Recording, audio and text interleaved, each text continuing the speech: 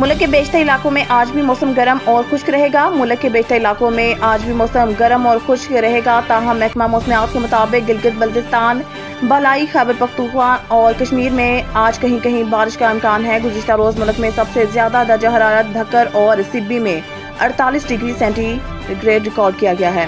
اس کے علاوہ گوجرانوالہ 46، حافظ آباد، جیکب آباد، جہلم، سرگودا، ڈی جی خان، لیا، قصور 45، دادو، اٹک 44، لاہور، اسلام آباد 43، ملتان، سکھر، نواب شاہ، پشاور، مظفر آباد 42، کراچی 38، کوئٹہ 37 اور گلگت میں 36 ڈگری سینٹی ریکارڈ کیا گیا ہے۔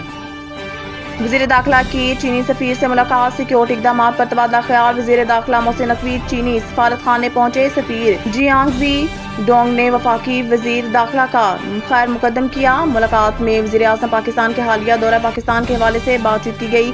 محسن نقوی نے کہا ہے کہ وزیر اعظم کا حالیہ دورہ چین سے دوستی کا رشتہ مضبوط ہوا ہے۔ چین کے صدر، وزیر اعظم اور اعلیٰ قیادت نے ہمیشہ پاکستان کا بھرپور ساتھ دیا ہے۔ وفاقی وزیر داخلہ نے اسلام آباد سمیت ملک بھر میں چینی شہریوں کی حفاظت کے لیے اقدامات سے آگاہ کیا۔ انہوں نے سی پیک اور دیگر منصوبوں پر کام کرنے والے چینی انجینئرز اور عملے کی سیکیورٹی پلان پر بھی بریف کیا۔ چینی سفیر نے سیکیورٹی انتظامات پر اطمینان کا اظہار کیا۔ چینی سفیر نے کہا کہ پاکستان اور چین ہر موسم کے دوست ہیں، پاکستان کے ساتھ تعلقات کو انتہائی اہمیت دیتے ہیں۔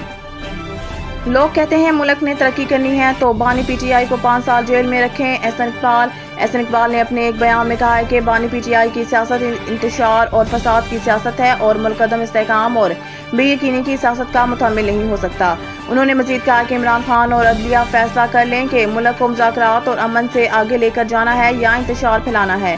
حکومت 5 سال پورے کرے گی۔ اسٹیبلشمنٹ کو بھی سمجھ آ چکی ہے۔ دوسری جانب بانی chairman P T I Imran Khan نے نون لیگ اور پیپلز پارٹی سے مذاکرات کے لیے تحریک تحفظ آئین کے سربراہ محمود خان اچکزئی کو اجازت دے دی ہے۔